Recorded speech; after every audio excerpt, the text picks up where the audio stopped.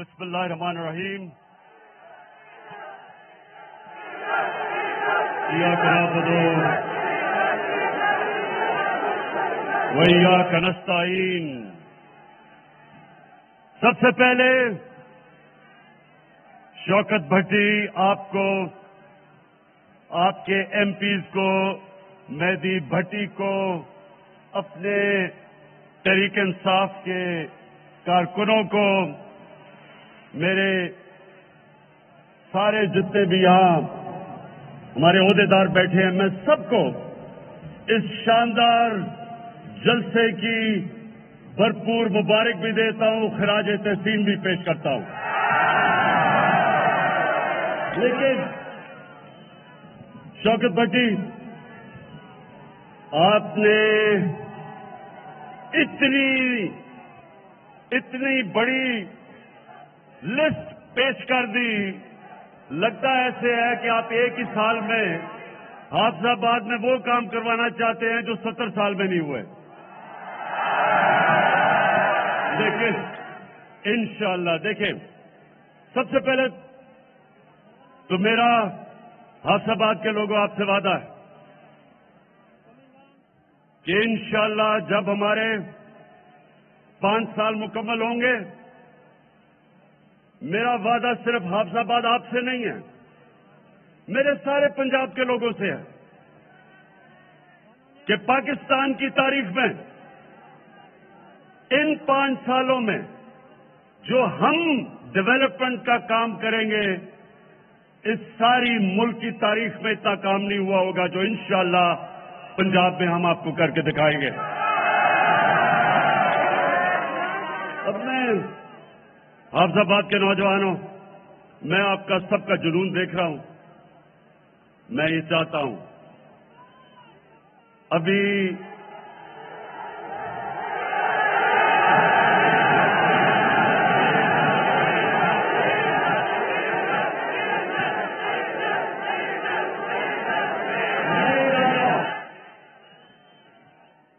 कि ये जो आज मैं आपसे बातचीत करने आया हूं, आपने बड़े तहम्मुल से और आराम से मेरी बात सुन ली। मैं सबसे पहले एक चीज आपसे पूछता हूं, क्योंकि आप बाशऊर लोग हैं, मुझे ये बताएं कि इमरान खान को सियासत में आने की जरूरत क्या थी 25 साल पहले? अल्लाह इमरान खान को सब कुछ दे चुका था, जो भी मैं जिंदगी में चाहता था अल्लाह वो दे चुका था। मैं सिर्फ एक वजह से आया था, और मैं नौजवानों आपके लिए, क्योंकि आप इस मुल्क का मुस्तकबिल है, मैं ये चाहता हूं बड़े गौर से आप मेरी बात सुनें। पाकिस्तान क्यों बना था? ये मुल्क इलामा इकबाल की जो ख्वाब थी, हम सब अपने आप से पूछे कि क्या जरूरत थी पाकिस्तान की बनाने की? ये एक बड़े मकसद के लिए बना था, और आप अगर जब तक इसको नहीं समझेंगे, हम कौम नहीं बनेंगे। क्योंकि एक कौम तब बनती है वो जब एक नजरिए पे खड़ी होती है। नजरिए के बगैर कौम नहीं बन सकती।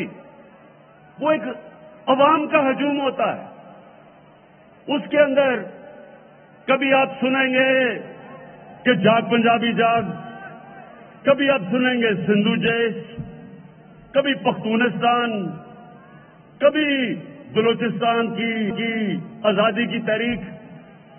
क्योंकि जब तक मेरी कौम को मकसद ना पता चले पाकिस्तान बनाने का, हम कौम नहीं बन सकते।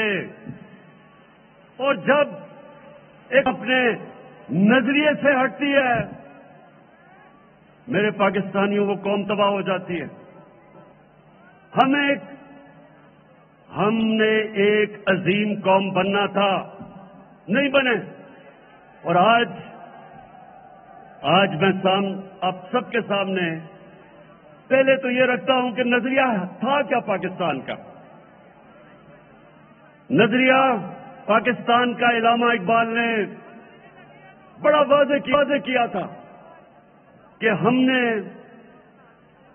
نے وہ ریاست بننی تھی، ہم ساری قوم نے اکٹھا ہونا تھا اس نظریے پہ جو نظریہ ہمارا نبی صلی اللہ علیہ وسلم کا تھا، اور انہوں نے ایک ریاست بنائی تھی، مدینہ کی ریاست۔ وہ کیوں اللہ ہمیں کہتا ہے کہ اپنے نبی کی سنت پہ چلو؟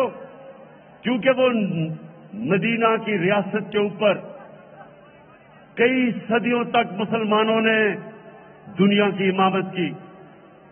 جیسے جیسے وہ ان اصولوں سے پیچھے ہٹتے رہے، مسلمان نیچے آتے رہے۔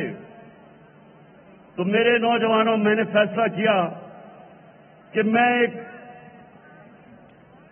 اپنی قوم کو اس کی تربیت کے لیے ایک اتھارٹی بناؤں جس کا نام رحمت للعالمین اتھارٹی ہے۔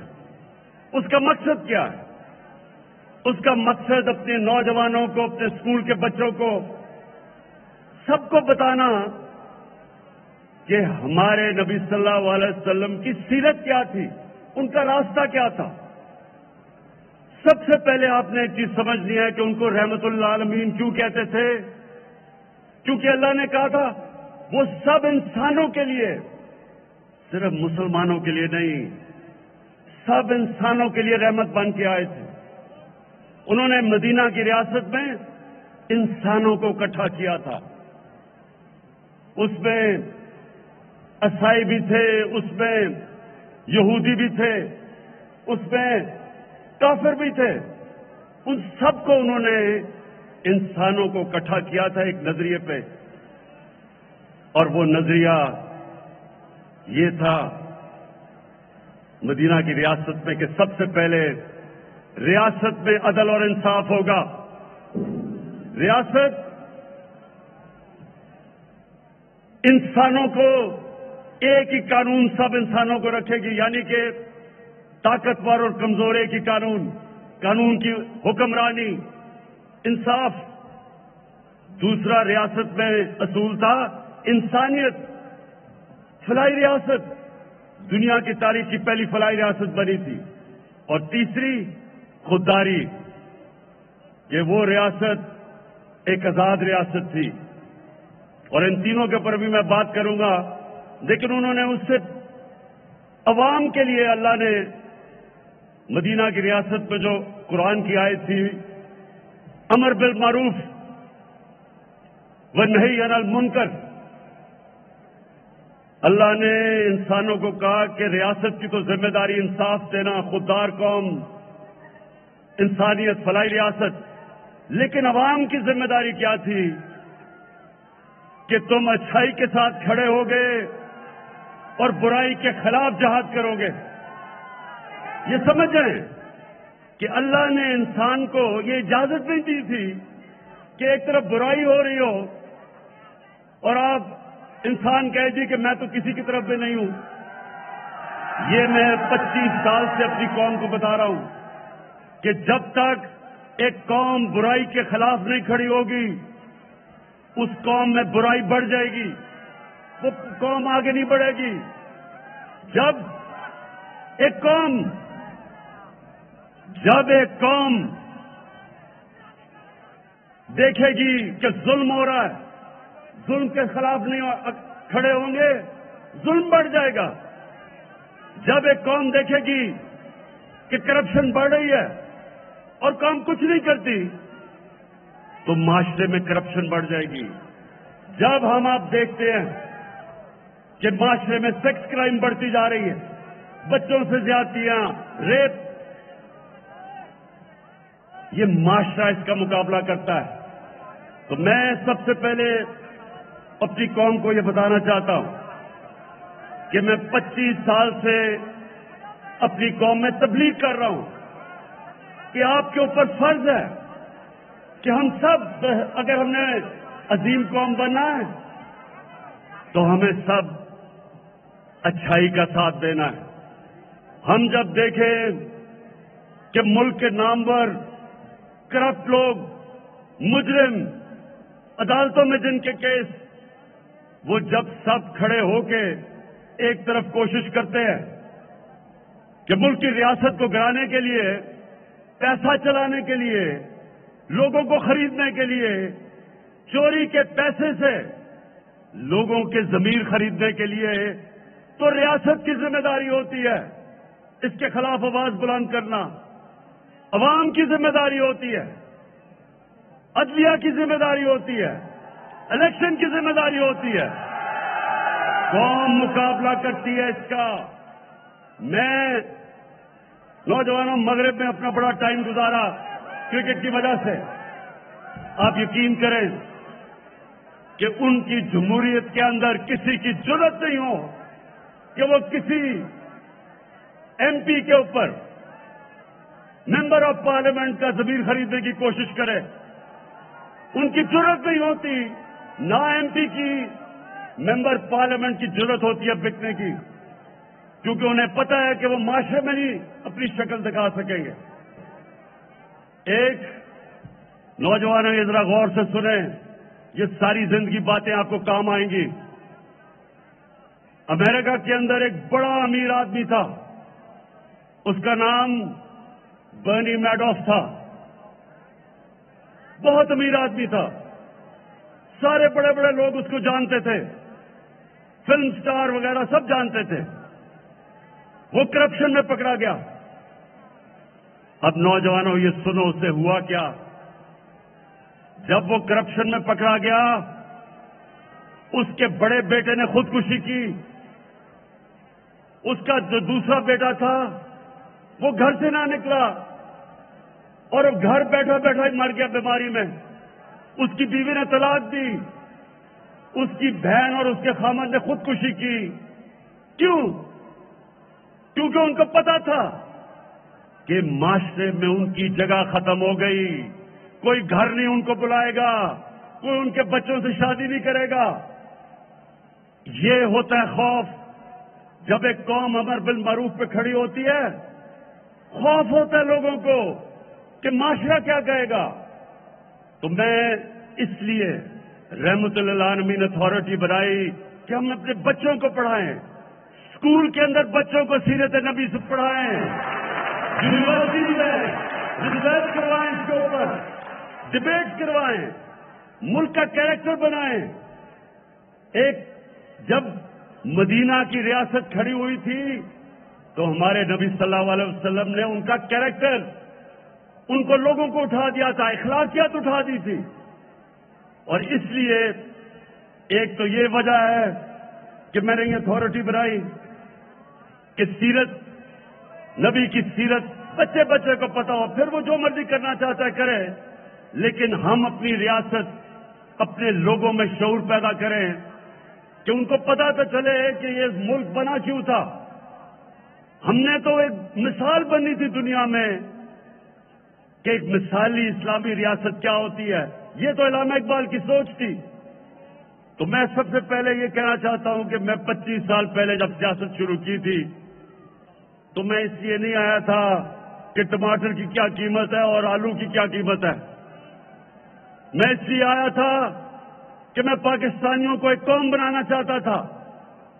میں دیکھا کہ کیسے قائد اعظم کے بعد آہستہ آہستہ ہماری قوم دنیا میں اس کا وقار گرتا گیا۔ میں نے دیکھا کہ کیسے آہستہ آہستہ ہمارے جو حکمران تھے ان کو پتہ ہی نہیں تھا کہ ملک بنا کیوں ہے۔ قائد اعظم کے بعد کبھی بھی کوئی ایسی لیڈرشپ نہیں آئی جس نے لوگوں کو بتایا کہ یہ مقصد کیا تھا۔ جب پاکستان بننے کا یہ نعرہ لگا تھا کہ پاکستان کا مطلب کیا، تو لا الہ الا اللہ جو نعرہ تھا وہ اس میں فلسفہ تھا کہ کیسے ہم نے ایک غیرت مند اور عظیم قوم بننا ہے۔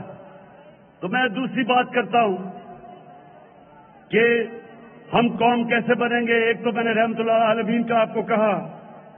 دوسرا ہم نے فیصلہ کیا کہ ہم اپنی قوم میں ایک تعلیمی نصاب لے کے آئیں گے. ابھی تک انگریز کا بنایا ہوا نصاب کے انگلش میڈیم چھوٹے سے طبقے کے لیے اچھی نوکریاں ان کے لیے, عوام کے لیے اردو میڈیم, پھر ایک طرف دینی مدرسے.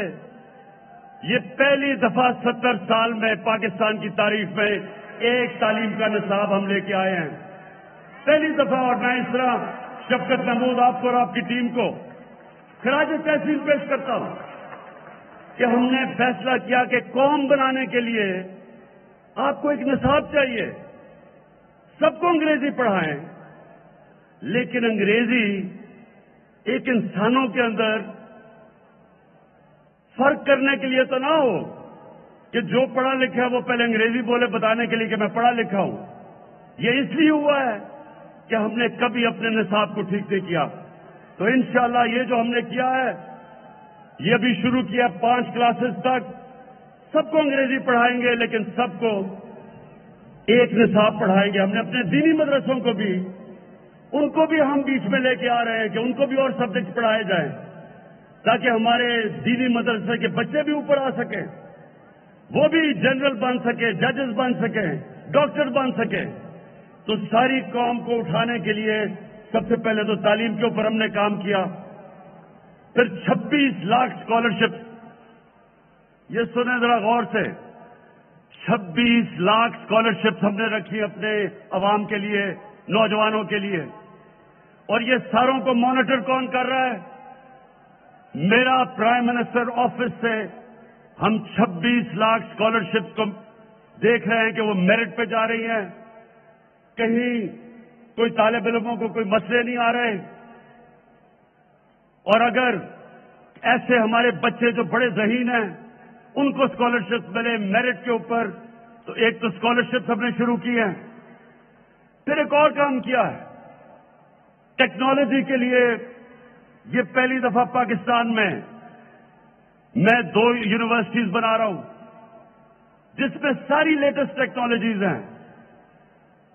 ڈاکٹر عطا رحمان اور ہمارے بڑے زبردست اس وقت ایئر فورس کے چیف جو ہیں, ان کے ساتھ مل کے ہم ایرو اسپیس کی لیٹسٹ ٹیکنالوجی کی یونیورسٹی بنا رہے ہیں تاکہ پاکستان بھی اپنی جہاز بنا سکے. کسی نے نہیں سوچا کہ ہم باہر سے چیزیں لیتے ہیں, ہمارے پاس عقل بھی ہے, ہمارے پاس ذہین لوگ ہیں, ہر قسم کا پروفیشنل ہے, کیوں نہیں ہم اپنے جہاز بناتے؟ تو یہ جو ہم نے اس لیے بھی بناتے کہ ہمارے پاس کوئی یونیورسٹی نہیں ہے. اور ایرو اسپیس کی ٹیکنالوجی کی تو 2 یونیورسٹیز شروع کر دی بنانی, اور انشاءاللہ ان یونیورسٹی سے آپ دیکھیں گے کہ ملک اپنے پیر پہ کھڑا ہوگا. ہم لوگوں سے یہ چیزیں نہیں منگوائیں گے. اچھا, اس کے بعد میرے نوجوانوں, اب میں آپ کو جو سب سے ضروری بات بتانا چاہتا ہوں. ہمارے نبی صلی اللہ علیہ وسلم جب مدینہ کی ریاست میں ان کے پاس تھوڑے سے بھی مسلمان ہوئے تھے, 5000 یا 6000 مسلمان تھے. یہ ذرا غور سے سنیں, تاریخ کا حصہ ہے. 628 اور 629 انہوں نے 2 خط لکھے.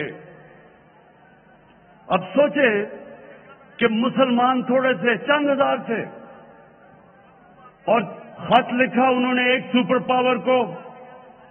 دنیا بٹی ہوئی تھی 2 سپر پاورز کے بیچ میں, ایک تھا پرشین ایمپائر, ایک سپر پاور ایک طرف مشرق میں, اور مغرب میں تھی روم بیزنٹائن ایمپائر. انہوں نے دونوں سربراہ کو ایک خط لکھا, دونوں کو ایک پیغام دیا کہ میں اللہ کا پیغام لے کے آیا ہوں, اگر تم اس پیغام پہ چلو گے تو تمہاری بہتری ہے. اب سوچیں کہ ایک لیڈر, دنیا کے تاریخ کا سب سے عظیم لیڈر, اس کی شان دیکھیں کہ جب ان کی فوجیں لاکھ لاکھ لاکھ لاکھ سے زیادہ بڑی فوجیں اور جدید ہتھیار تھے، یہ کچھ بھی نہیں تھے، تھوڑے سے ہزار مسلمان تھے. لیکن دنیا کے لیڈر کو ذرا دیکھیں کہ اس نے ان کو یہ نہیں کہا کہ میں امداد چاہتا ہوں، انہیں یہ نہیں کہا کہ میں تمہارے سے قرضے چاہتا ہوں، انہوں نے کہا میں سچ کا پیغام لے کے آیا ہوں. اور دنیا کی تاریخ شاہد ہے کہ 10 سال کے اندر اندر ان 2 خط کے بعد دونوں سپر پاورز گھٹنے ٹیک گئیں مسلمانوں کے سامنے. تو حافظ آباد کے لوگوں سنو، لیڈر کبھی کسی کے سامنے جھکتا نہیں ہے. ہمارے نبی صلی اللہ علیہ وسلم نے ان کی سنت یہ ہے کہ لا الہ الا اللہ انسان کو غیرت دیتا ہے. جب وہ ایک انسان لا الہ الا اللہ پڑھ لیتا ہے وہ کسی جھوٹے خدا کے سامنے نہیں جھکتا. اور ہماری بدقسمتی کہ ہمارے جناب یہاں کا پرائم منسٹر امریکی صدر کے سامنے بیٹھتا ہے، کانپیں ٹانگ رہی ہوتی ہیں اس کی، ہاتھ میں پرچی پکڑی ہوئی ہوتی ہے کہ کہیں میرے منہ سے کوئی غلط چیز ایسی نہ ہو جائے کہ امریکہ کا صدر ناراض نہ ہو جائے. جب ایک ملک کا لیڈر اس طرح کسی کے سامنے ٹانگیں کمپاتا ہے تو اس کے بعد وہ قوم کو گرا دیتا ہے، قوم گر جاتی ہے. قوم کو تو لیڈر اٹھاتا ہے. ہمارا جو لیڈر، سب سے عظیم لیڈر قائد اعظم محمد علی جناح، ایک غلام ہندوستان میں آزاد لیڈر تھا، ایک آزاد انسان تھا. اس کو دیکھ کے مسلمانوں کو فخر ہوتا تھا، کبھی کسی کے سامنے نہیں جھکتا تھا. اور ہماری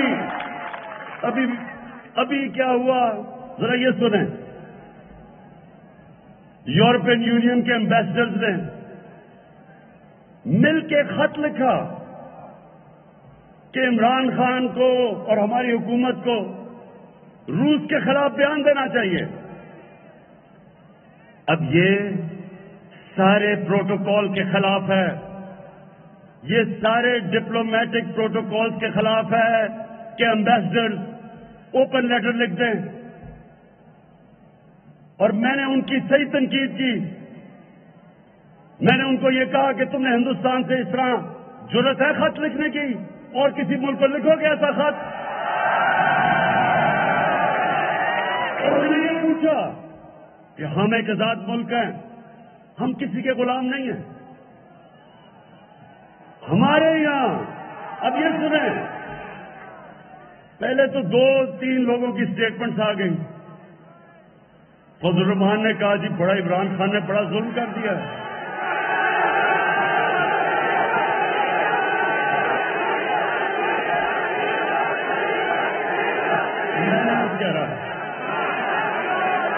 اس کے بعد شہباز شریف، اب ذرا شہباز شریف کو دیکھیں، وہ جب بھی ذرا سنیں مت، جب بھی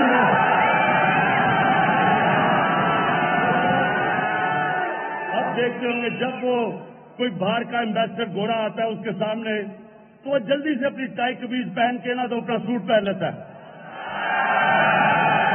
تو سر میں بھی آپ ہی کی طرح ہوں.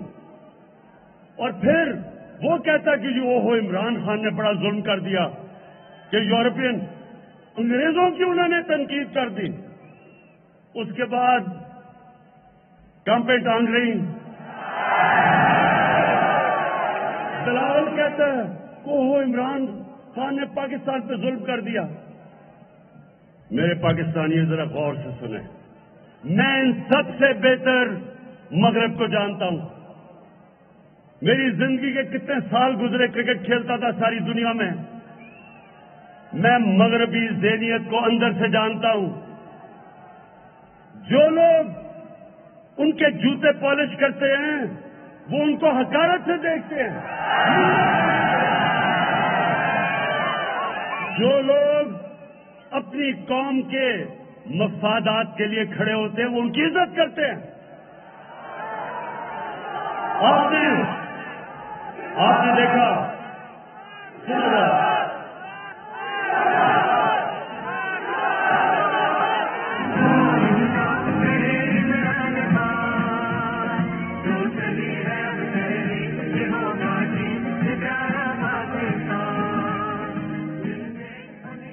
دیکھیں نوجوانوں اپنی زندگی کا ایک اصول بنا لیں. دنیا اس انسان کی عزت کرتی ہے جو اپنی عزت کرتا ہے. جو انسان یا ملک اپنی عزت نہیں کرتا دنیا اس کی عزت نہیں کرتی. ہمارے ملک میں 10 سالوں میں یہ ذرا غور سے سنیں 10 سالوں کے اندر 2008 سے لے کے 2018 تک 400 سے زیادہ ڈرون اٹیکس کیے اس ملک نے جس کے لیے ہم جنگ لڑ رہے تھے. ہمارے 2 سربراہ آصف زرداری اور نواز شریف ایک دفعہ انہوں نے اس کی مذمت نہیں کی. یہ دنیا کے سارے قوانین کے خلاف ہے کہ آپ بمباری کریں اور دہشت گرد کہیں جی میں جس کو ماریں کہیں جی دہشت گرد ہے. کہیں دنیا کا قانون یہ اجازت نہیں دیتا. اور پھر ایک طرف پاکستان ان کے لیے جنگ لڑ رہا ہے اور وہی ہمارے اوپر بمباری کر رہے ہیں. میں بار بار ان کی مخالفت کی. میں نے دھرنے دیے. میں نے ہر جگہ کہا کہ یہ انسانی حقوق کے خلاف ہے. میں نے امریکہ میں جا کے یہ کہا. میں نے برطانیہ میں یہ سٹیٹمنٹس دی. ایک جگہ یورپین یونین کے ایمبیسڈر شاہ محمود قریشی بھی میرے ساتھ تھے, شیرین مزاری بھی تھی. وہ سارے کوئی 20 ایمبیسڈر بیٹھ کے مجھے کہہ رہے تھے کہ تم کیوں مخالفت کر رہے ہو یہ ڈرون اٹیکس کی. کہتے وہ تو دہشت گرد مار رہے ہیں تو آپ کیوں مخالفت کر رہے ہیں. یہ شاہ محمود کو یاد ہوگا اور شیرین کو. میں نے ان کو کہا کہ لندن میں ایک ہمارا دہشت گرد بیٹھا ہے 30 سالوں سے. اس دہشت گرد نے جتنے کراچی میں لوگوں کو قتل کیا ہے کوئی بھی دہشت گرد جو تم مار رہے ہو اس نے اتنے قتل نہیں کیے. فرق یہ ہے کہ اس نے پاکستانیوں کا قتل کیا ہے, پاکستانیوں کے خلاف دہشت گردی کی ہے اور وہ آرام سے لندن میں بیٹھا ہے. ہم کہتے ہیں کہ جناب ہمیں دو, آپ کہتے ہیں جی قانون میں, آپ کہتے ہیں عدالت میں آ کے ثابت کریں. تو میں نے ان سے کہا کہ اگر پاکستان اگر آپ ہمیں اجازت دیں گے کہ ہم ڈرون اٹیک کر کے اس کو لندن میں مار دیں. ان کو یاد ہے شاہ محمود کو. میں نے ان سے جب پوچھا میں نے کہا آپ ہمیں اجازت دیں گے, اور اگر آپ اجازت نہیں دیں گے اور کبھی بھی کوئی بھی مہذب معاشرہ نہیں دیتا تو کیا ہم آپ کے کمی ہیں کہ آپ یہاں کے ڈرون اٹیک کر رہے ہیں.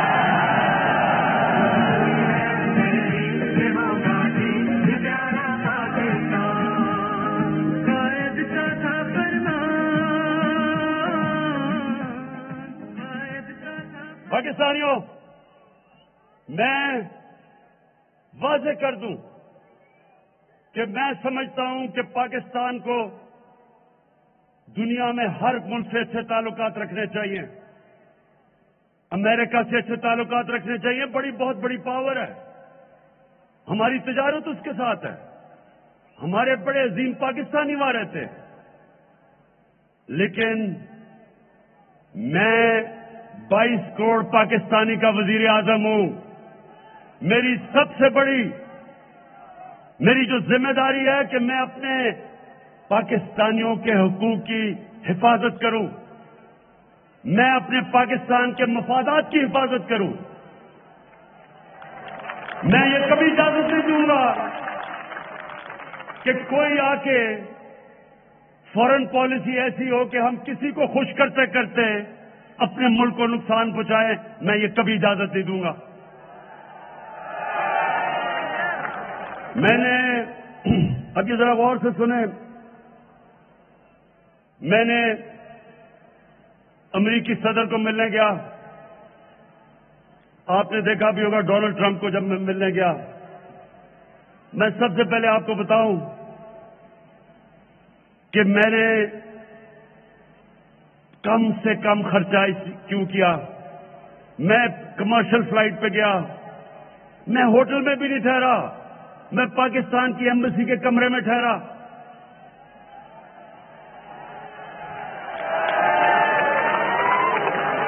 کیونکہ میں ان کو یہ بتانا چاہتا تھا کہ میرے ملک کے اوپر اس وقت مشکل معاشی حالات ہیں، میں اپنے ملک کا پیسہ بچا رہا ہوں۔ میں وہاں سوٹ پہن کے نہیں گیا، میں اپنی شلوار قمیض میں گیا۔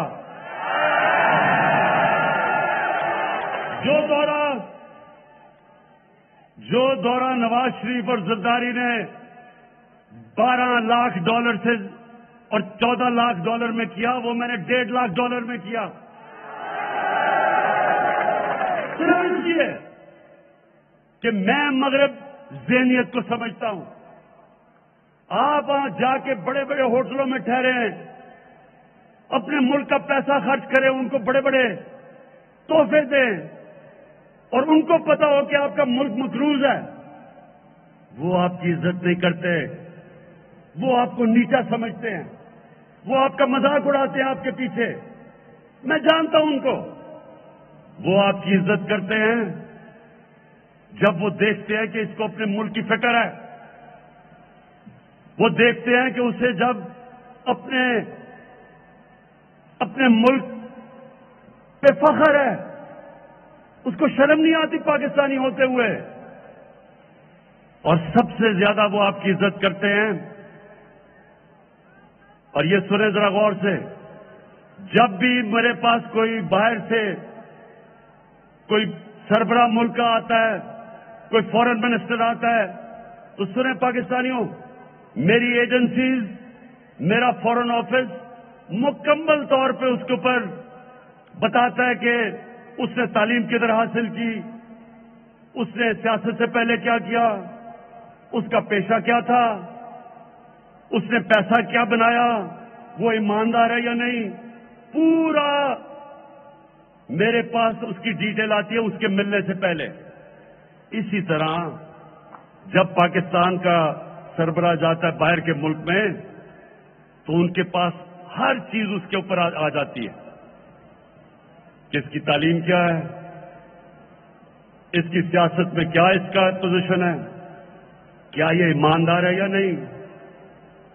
اور جب ان کو یہ پتا چلتا ہے کہ ہمارے وزیر اعظم کے اربوں ڈالر کی پراپرٹیز باہر پڑی ہیں، یہ یاد رکھیں کہ ان کی ایجنسیز مکمل طور پہ بتا دیتی ہیں کہ ان کے پیسے کدھر ہیں، ان کی لندن میں تو کیا پاکستان میں بھی کوئی پراپرٹی نہیں، ان کو سب پتا چل جاتا ہے۔ ان کے پاس ایک ایک چیز ہوتی ہے۔ اس لیے اگر اللہ نے مجھے باہر عزت دی تو ان کو سب کو پتا ہے کہ میرا کوئی پیسہ باہر نہیں پڑا، ان سب کو پتا ہے کہ میں نے اپنے ملک سے کرپشن نہیں کی، وہ آپ کی عزت کرتے ہیں۔ اور اللہ کا شکر ہے کہ چائنا میں گئے، انہوں نے ہماری عزت کی۔ آپ نے دیکھا ہوگا کہ انہوں نے ریکارڈ ٹائم پہ، حافظ آباد یہ یاد رکھو، ریکارڈ ٹائم میں چائنا نے ہمیں فائٹر جہاز دیے، J-10C، جو آپ کو پتا ہونا چاہیے کہ یہ 1982 کے بعد پاکستان کے پاس اس طرح کے جہاز آئے ہیں، اور یہ ہمارے تحفظ کے لیے، اور جوڑ لگنے تھے 2 یا 3 سال، 7 مہینے میں انہوں نے ہمیں یہ JC-10 کی اسکواڈن دی ہے۔ یہ F-16 کے بعد سب سے بڑا پاکستان کی حفاظت کے لیے چائنا نے دیا ہے، کیونکہ عزت کرتے ہیں۔ ہم روس گئے, 3 گارڈ آف آنر دیے اس نے, روس کے پریزیڈنٹ نے ہمیں عزت دی, اس نے ہمیں. میں جب صدر ٹرمپ سے ملنے گیا, اس نے عزت کی. اس نے ایسے, اسے پتا تھا کہ یہ آدمی 2 نمبر نہیں ہے. جب وہ ہمارے پچھلوں سے ملتے تھے تو اس لیے یہ بیچارے ان کے سامنے گرے ہوئے ہوتے تھے. تو دیکھیں, قوم کی عزت اس کا پرائم منسٹر ہوتا ہے, اس کا سربراہ ہوتا ہے. جب وہ جھکتا ہے وہ قوم کی ساری عزت نفس تباہ کر کے رکھ دیتا ہے. تو میں نے آپ سے 25 سال پہلے اپنی قوم سے کہا تھا کہ نہ میں کبھی کسی کے سامنے جھکا ہوا, انشاءاللہ کبھی اپنی قوم کو کسی کے سامنے جھکنے نہیں دوں گا. 22 تاریخ کو 15 سال کے بعد اسلامک ملکوں کی یعنی OIC کی کانفرنس ہو رہی ہے اسلام آباد میں. 15 سال کے بعد سارے مسلمان ملکوں کے فورن منسٹرز آ رہے ہیں پاکستان میں. تو یہ ہمارا ملک, ہماری تعلقات سب سے ہیں, سب سے رکھنا چاہتے ہیں. اور میں آپ کو یہ واضح کر دوں کہ ہم سب سے تعلقات رکھیں گے, لیکن اپنے ملک کے مفادات کے اوپر کبھی کمپرومائز نہیں کریں گے. اب میں آتا ہوں مدینہ کی ریاست, ذرا سنیں, آخر میں پہنچ رہا ہوں. میں صرف بتانا چاہتا ہوں کہ جو ہم نے کیا ہے آج تک پاکستان کی تاریخ میں قوم بنانے کے لیے کسی نے نہیں کیا. مدینہ کی ریاست فلاحی ریاست تھی. فلاحی ریاست کیوں ضروری ہے؟ ریاست ایک قوم بنتی تب ہے جب سارے فرد قوم کے سمجھے کہ یہ جو ریاست ہے یہ ہمارے لیے ہے, یہ ہمارا دھیان رکھے گی, یہ ہمیں انصاف دے گی. اگر ہمیں مشکل وقت آئے, گھر میں بیماری ہو, تو ریاست میرا دھیان رکھے گی. اگر میں بھوکا ہوں تو ریاست ہمارے بچوں کا دھیان رکھے گی. تو یہ جو سفر ہے فلاحی ریاست کا, یہ بھی پاکستان کو قوم بنائے گا. رحمت اللہ عالمین میتھارٹی قوم بنائے گی. ہمارا جو تعلیم کا نظام ہے, ایک نصاب, وہ قوم بنائے گا. جو ہماری لیڈرشپ ہے اپنی قوم کو خودداری دے کے یہ قوم بنائے گی. اور یہ جو فلاحی ریاست ہے, اس میں سب سے بڑا کام جو ہم نے ہیلتھ کارڈ لے کے آئے ہیں, ہر خاندان سوائے سندھ کے, کیونکہ صوبے کر رہے ہیں, یہ عثمان بزدار کی میں خاص تعریف کرتا ہوں کہ 400 ارب روپیہ کبھی پاکستان میں اس طرح کا پیسہ کسی نے خرچ نہیں کیا عوام پہ. 400 ارب روپیہ ہم خرچ کر رہے ہیں. ہر خاندان کو 10 لاکھ روپے کا ہیلتھ کارڈ. اس کا مطلب یہ ذرا سنیں, اس کا مطلب یہ کہ اگر آپ کے گھر میں خدا نہ خواستہ بیماری آئے تو وہ 10 لاکھ تک آپ کسی بھی ہسپتال میں جا کے اپنا علاج کروا سکتے ہیں. پرائیویٹ ہاسپٹل میں جا سکتے ہیں. پرائیویٹ ہاسپٹل میں عام آدمی سوچ بھی نہیں سکتا جانے کا. ابھی جو لاہور کا مہنگا ہاسپٹل ہے ڈاکٹرز ہاسپٹل, ان کے سربراہ ڈاکٹر جاوید نے مجھے ٹیلی فون کیا 1 مہینہ پہلے. کہتا ہے عمران, میں آپ کو بتانا چاہتا ہوں کہ ہمارے ہاسپٹل میں, اور مہنگا ہاسپٹل ہے, پہلے ہیلتھ کارڈ کے اوپر ہارٹ کا آپریشن کیا ہم نے. ایک غریب آدمی, ایک ڈرائیور گیا وہاں, دل کی بیماری تھی, ہیلتھ کارڈ کے اوپر پرائیویٹ ہاسپٹل میں اس کا مفت علاج ہوا. تو یہ مجھے پاکستانیوں بتاؤ کہ 70 سال سے کسی نے یہ نہیں سوچا کہ عام آدمی کے اوپر کیا گزرتی ہے اگر گھر میں بیماری ہوتی ہے. یہ کبھی پاکستان میں چیزیں نہیں ہوئی. پھر پناہ گاہ, میں جب لاہور کے وہ پرانا جو لاہور کا راوی کا پل تھا, جب اس سے آتا تھا داتا صاحب کی طرف, تو وہ جو بیچ میں سڑک کے بیچ میں جو جگہ تھی، ہمیشہ میں دیکھتا تھا کہ بیچارے لوگ سو رہے ہیں اس کے اوپر، مزدور سو رہے ہیں اس کے اوپر، ٹرک گزر رہے ہیں رات کو، بسیں گزر رہی ہیں، دھواں آ رہا ہے، مٹی آ رہی ہے۔ کبھی کسی نے نہیں سوچا کہ ان کے لیے ایک ہم پناہ گاہ بنا دیں کہ جا کے ادھر سو سکے غریب لوگ۔ کبھی کسی نے نہیں سوچا، کبھی کسی میں یہ رحم نہیں آیا کتنا پیسہ لگتا ہے۔ کم از کم سوچے تو صحیح کہ مزدور بیچارے باہر سے آتے ہیں شہر میں کام کرنے کے لیے، اپنے بیوی بچوں کا پیٹ پالنے کے لیے، تو پیسے بچانے کے لیے بیچارے سڑک پہ سو جاتے ہیں تاکہ جو بھی ہم پیسہ بچائیں گے تو ہم بچوں کو، بیوی بچوں کو بھیج سکیں۔ لیکن کبھی ریاست میں کسی نے نہیں یہ سوچا، کیونکہ احساس ہی نہیں ہے۔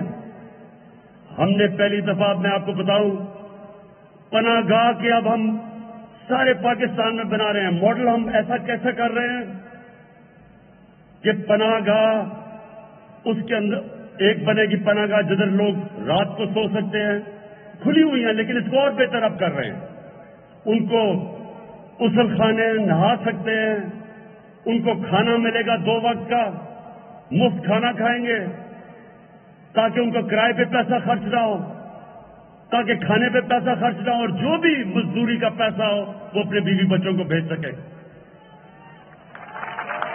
اور ان پناہ گاہوں کے ساتھ ساتھ اب ہم دکانیں بنائیں گے، دکانوں سے آمدنی آئیں گی، پناہ گاہ کا خرچہ جائے گا، اس کے ساتھ احساس سینٹر کھولیں گے، ان کی ٹریننگ کروائیں گے، تو انشاءاللہ یہ فلاحی ریاست کی طرف پورا ہمارا راستہ ہے۔ پھر کامیاب پاکستان، شہروں کے اندر اور دیہاتوں میں 20 لاکھ خاندانوں کے اوپر ہم کیا کر رہے ہیں؟ سود کے بغیر 5 لاکھ قرضہ، اپنی بزنس شروع کر سکیں، اپنے کسان اپنے کھیت پہ لگا سکیں۔ 20 لاکھ روپیہ سود کے بغیر قرضہ دے رہے ہیں، اپنا گھر بنا سکیں۔ اس کے علاوہ ٹیکنیکل ایجوکیشن، یہ سارا ایک خاندان کے لیے ٹیکنیکل ایجوکیشن دے رہے ہیں۔ پھر یہ پہلی دفعہ، یہ ساری چیزیں پاکستان میں پہلی دفعہ ہو رہی ہیں۔ پھر اب سب سے زیادہ ایک انسان کیا چاہتا ہے کہ میرے سر کے اوپر چھت ہو، اپنا گھر ہو۔ اب شہروں کے اندر اتنا مہنگا گھر بنانا، لوگ عام آدمی گھر ہی نہیں بنا سکتے۔ ہماری یہ کچی آبادیاں بڑھتی جا رہی ہیں کیونکہ لوگ اپنا گھر نہیں بنا سکتے۔ تو پہلی دفعہ آپ سنو میرے پاکستانیوں، پہلی دفعہ ہم نے بینکوں کے ساتھ مل کے، حکومت نے بھی پیسہ ڈالا ہے، بینکوں نے پہلی دفعہ قرضے دینے شروع ہوئے ان لوگوں کو، مزدوروں کو، ویلڈر کو، موچی کو، درزی کو۔ اور کیسے قرضے؟ اب کیا کیا ہم نے؟ جو وہ کرائے کا جو قسط دیتے تھے 1 مہینے کی کرائے کے لیے، اسی قسط کو ہم نے بینکوں سے قرضہ لے لیا، بجائے کرایہ دینے کے وہ بینکوں کو قسط دیتے ہیں اور گھر ان کا اپنا ہو جاتا ہے۔ اب تک 60 ارب روپے پاکستان کی تاریخ میں پہلی دفعہ بینکوں نے یہ چھوٹے لوگوں کو قرضے دیے ہیں۔ اس سے پہلے صرف پیسے والوں کو قرضے ملتے تھے، اور انشاءاللہ میرا اس کو ہم بڑھاتے جائیں گے، اور میری خواب یہ ہے کہ میرے عام لوگوں کے لیے ہم سستے قرضے دیں تاکہ وہ اپنے گھر بنا سکیں۔ پھر اب مہنگائی کا دور ہے، احساس راشن اب ہم شروع کر رہے ہیں۔ 2 کروڑ خاندان کو ہم پیسہ دے رہے ہیں، وہ جا کے گھی، آٹا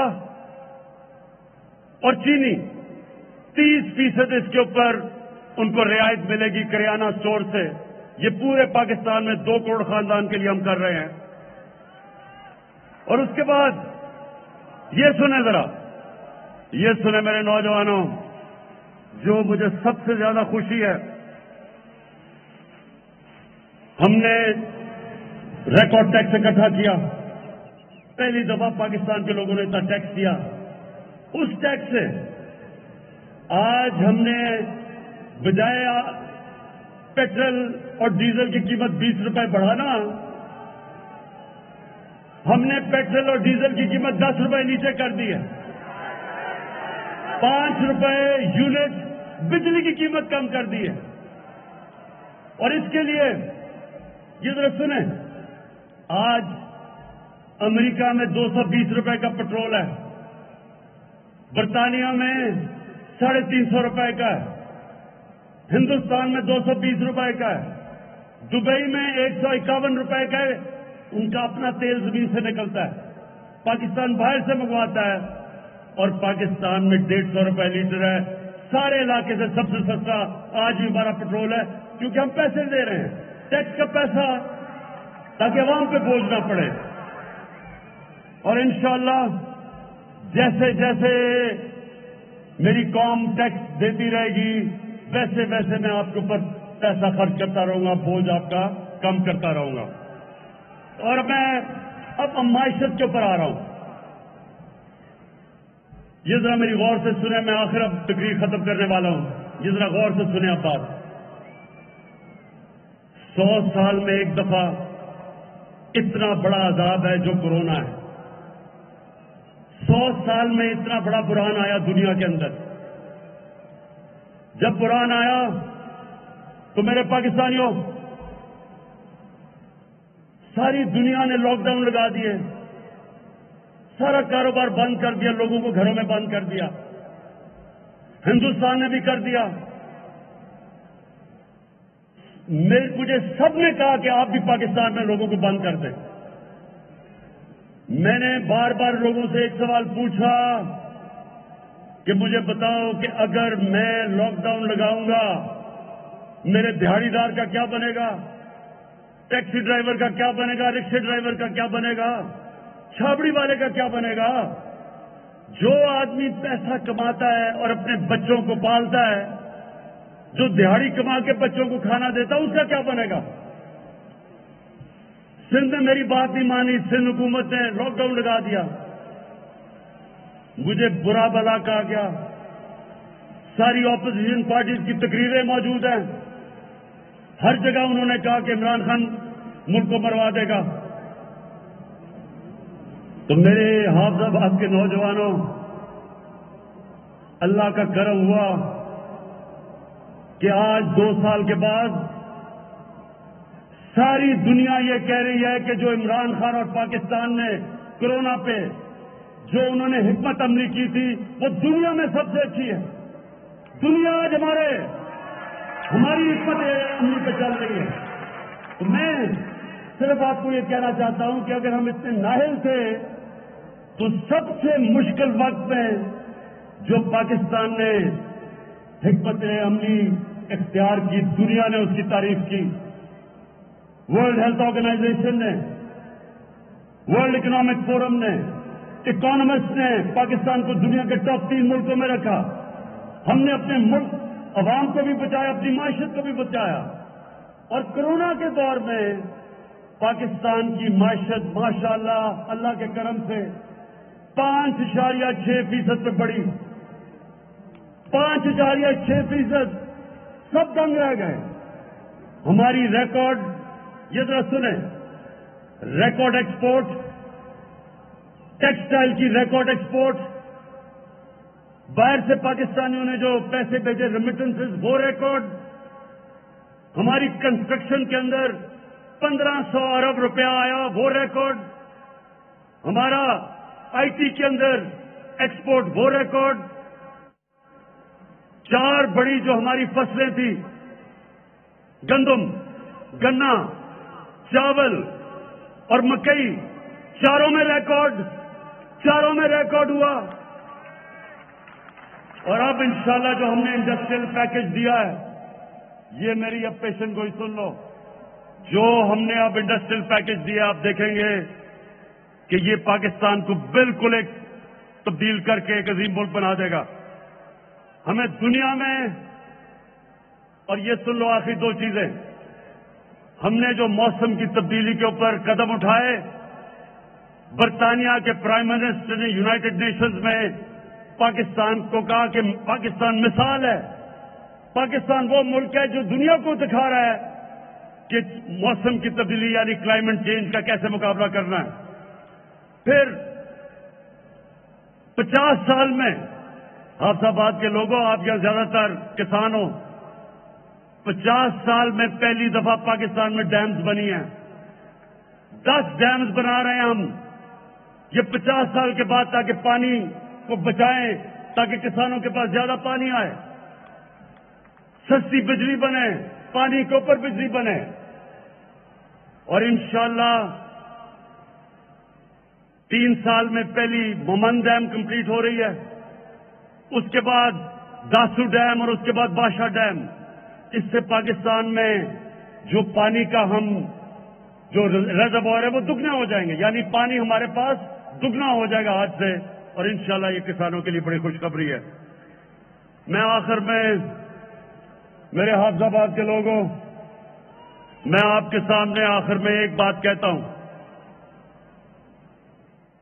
کہ میرا یہ ایمان ہے کہ ہمارا ملک ایک بہت عظیم ملک بننے جا رہا ہے۔ یہ وہ ملک ہے جو 27ویں رمضان کو بنا تھا، یہ وہ ملک ہے جس نے دنیا کو بتانا ہے کہ صحیح معنی میں جو نبی صلی اللہ علیہ وسلم کی سنت تھی، مدینہ کی ریاست، وہ کیسے، اس کے کیا اصول تھے۔